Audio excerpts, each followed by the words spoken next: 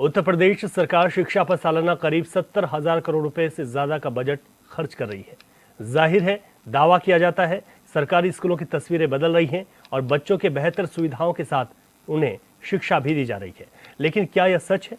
बस्ती में सरकारी स्कूल की स्थिति 3-3 दिनों तक स्कूलों में ताला लटका रहता है।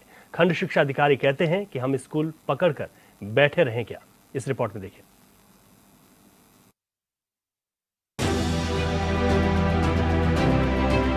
मैंने खंड शिक्षा अधिकारी प्रभात श्रीवास्तव से बात किया। प्रभात श्रीवास्तव ने कहा कि स्कूल पकड़ करके बैठने का काम मेरा नहीं है। बस्ती में कप्तानगंज विकास खंड में खंड शिक्षा अधिकारी के विद्यालय निरीक्षण और उनकी मिलीभगत की पोल उस समय खुल गई जब बाल पोषाहार वितरण की स्थिति जानने के लिए ग्रामीणों के साथ ग्राम प्रधान प्राथमिक विद्यालय मीता सोती पहुंचे तो विद्यालय बंद मिला।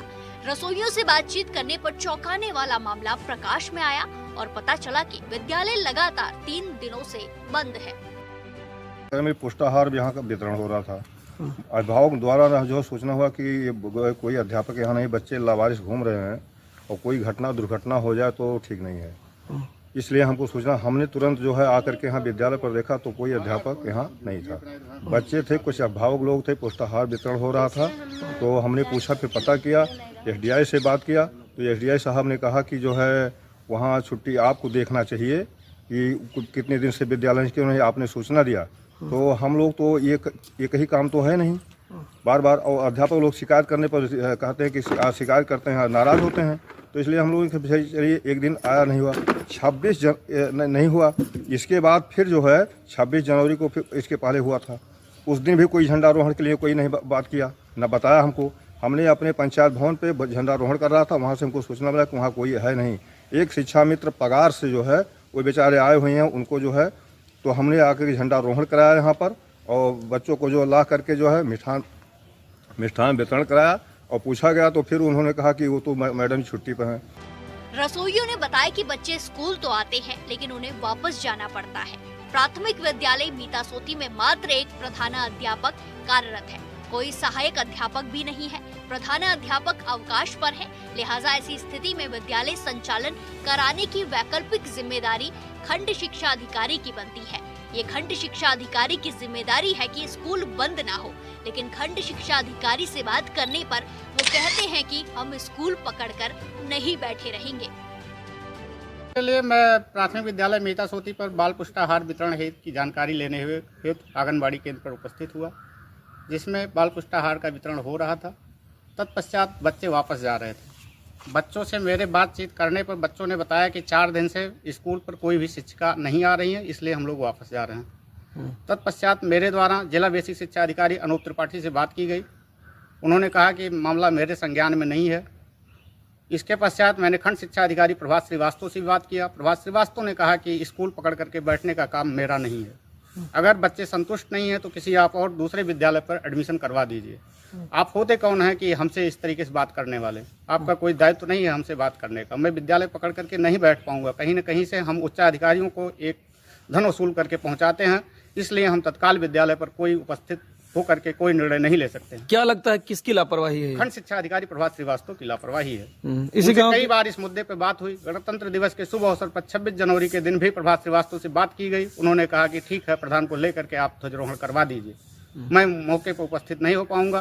क्या ये मानना जरूरी है कि क्या शिक्षा मित्र के बदौलत प्राइमरी विद्यालय का संचालन किया जा सकता है? इसमें कहीं ना कहीं से निश्चित रूप से प्रभात श्रीवास्तव खंड शिक्षा अधिकारी संलिप्त हैं और शिक्षकों से अनावश्यक रूप से धन उगाही करके ऊपर पहुंचाते हैं, इसीलिए वो विद्यालय पर समय।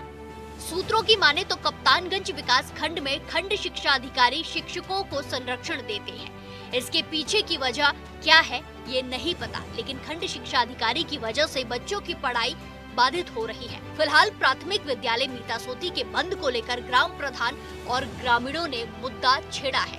ग्रामीणों ने खंड शिक्षा अधिकारी की संलिप्तता पर रोष प्रकट करते हुए बताया कि यदि विद्यालय का संचालन नियमित नहीं हुआ तो मामले को जिलाधिकारी के संज्ञान में लाएंगे। अध्यापक ने कहा, जो शिक्षा मित्र थे उन्होंने कहा, सर हमको जो है प्रधान जी कोई जानकारी नहीं था, क्या करना क्या नहीं करना, हम कैसे क्या व्यवस्था करें।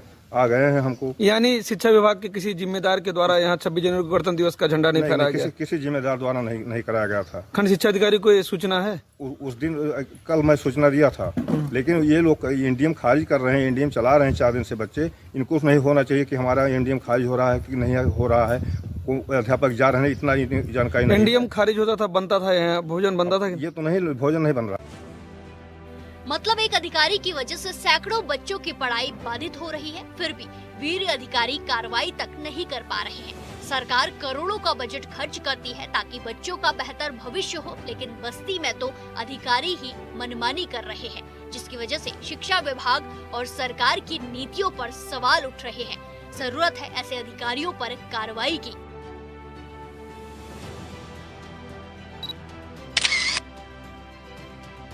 HNN 24x7 के लिए बस्ती से रत्नेश्वर मिश्रा की रिपोर्ट।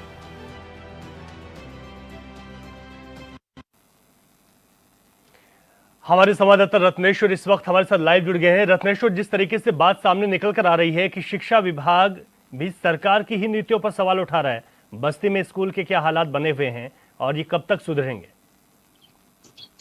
रवि, मैं आपको बता दूं, जिस तरीके से ग्रामीण बता रहे हैं कि खंड शिक्षा अधिकारी से बात हुई और खंड शिक्षा अधिकारी जिस तरीके से जवाब दे रहे हैं, तो कहीं ना कहीं अधिकारी की जिम्मेदारी बनती है कि अधिकारी की लापरवाह है, बेपरवाह है।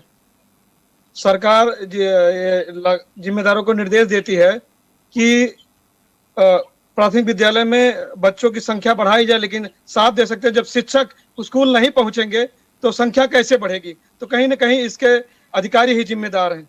जी बिल्कुल आपने ठीक कहा, लेकिन इस वक्त अगर पूरी स्थिति की बात की जाए तो किन चीज़ों का सुधार होना बहुत ज़रूरी बन जाता है स्कूल में, ताकि बच्चों का जो भविष्य है वो भी सुरक्षित हो सके और इनको यहाँ पर एक अच्छी शिक्षा के साथ साथ एक अच्छा माहौल भी मिले?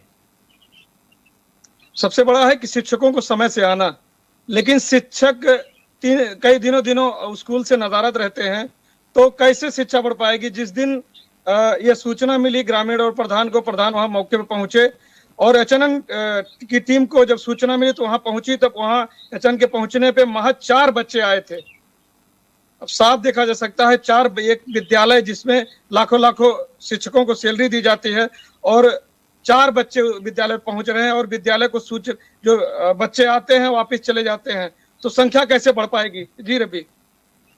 जी रत्नेश्वर, अगर यहाँ पर जब आप जिम्मेदारों से बातचीत करते हैं और उनसे कहते हैं कि स्थिति और हालात ऐसे हैं और वो यहाँ पर तमाम जिस तरीके की व्यवस्था है उनको सुधारने की कोशिश करें, तो यहाँ पर जिम्मेदारों को क्या जवाब होता है? जिम्मेदारों का साफ कहना है कि उन्होंने कि ये यहाँ की जो प्रधानाध्यापक है वह सीसीएल छुट्टी पे है और महज उस विद्यालय पे एक ही प्रधानाध्यापक जो अध्यापिका है वह तैनात है, लेकिन उनको सीसीएल की छुट्टी दे दी जाती है और बगल से जो शिक्षा मित्र हैं उनको वहां संबद्ध किया गया और उस शिक्षा मित्र को भी संबंध जो कि हमारे इस विद्यालय पर संबद्ध किया उनको भी जानकारी नहीं है, वो 3 दिनों तक नहीं पहुंची। उनका यह आरोप है कि हमको कोई सूचना नहीं है, जिससे 3 दिनों तक स्कूल बंद रहा और बच्चे आए और चले जाते हैं। यही नहीं, जो मिड डे मील है उसका प्रधान ने बताया कि भुगतान हो रहा है, कागजों में उसका लेन देन हो रहा है, लेकिन वहां खाना नहीं बन रहा। रसोईया ने भी यह बताया। ठीक है रत्नेश्वर, आप सही कह रहे हैं कि जिस तरीके के हालात बने हुए हैं और दूसरी तरफ सरकार ये बात करती है कि आज शिक्षा को सुधारा जा रहा है, लेकिन स्थितियां बिल्कुल उलट हैं। शुक्रिया आपका तमाम जानकारी के लिए।